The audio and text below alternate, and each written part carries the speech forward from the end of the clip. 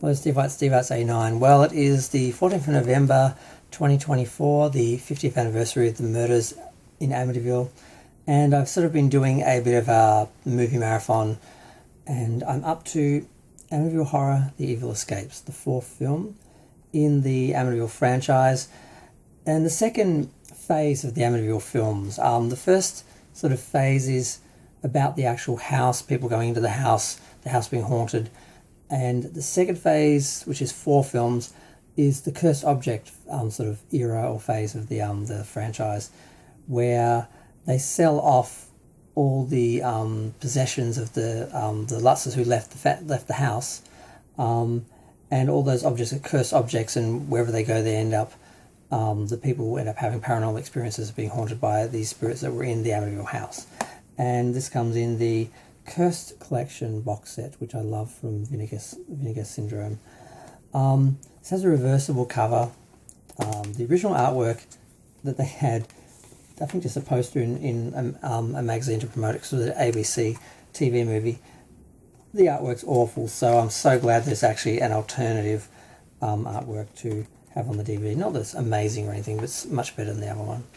But so this film was done in 1999 for ABC. It's got Jane Wyatt and Patty Duke and Aaron Eisenberg in it, and some unknown actresses playing the other 2 roles who I don't care about. Jane Wyatt's amazing.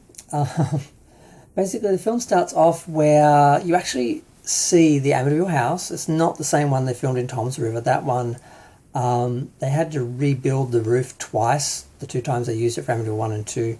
Or 3 times, Amityville 1, 2 and 3, they rebuilt the roof of this house. Although I think the last time they just allowed them to do one side of it, one end of it, because it was just too much work. This time they just found a random Dutch colonial and did some alterations again and filmed it. So you can kind of tell it's not quite the same house, but it looks close enough that it works.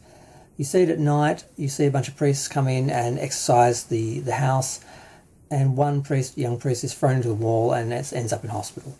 Now, the next day they sell off all the possessions, they have a yard sale, and this very 80s looking fabulous woman buys this ugly lamp to send to her sister, because she thinks it's funny, because her sister's a bit of a stuck-up lady, whereas she's a bit of a hippie, and she sends it to California. About that time, her daughter and grandchildren come to save her because her son-in-law has died at the age of 42 suddenly of a heart attack. So they've got a lot of drama in the family anyway, a lot of mourning and trying to adapt to the situation, and things start to happen in the house immediately. And Jane Wyatt, she's lived by herself, she's very comfortable with that. She's it comes down to, like, is this the kids who are doing this? Is this just these people in my house? Is there something in the house? Is there something happening? And there's no sort of Amityville story being told of the haunted house or anything to sort of imply any of this. It's like they just sort of work it out for themselves that something weird is happening. It's not sort of like the other films where you're sort of dealing with the Amityville curse or legend. It's sort of not really known what's happening. So eventually the young priest wakes up, he goes to the house because he's seen this lamp, the energy go into this lamp, and he saw like the face of a demon in the lamp. And he goes back and the lamp's gone. He's like, well, where is it? Well, we sold it. So they track down the people. They try to contact them. He tries to call them. The phones don't work.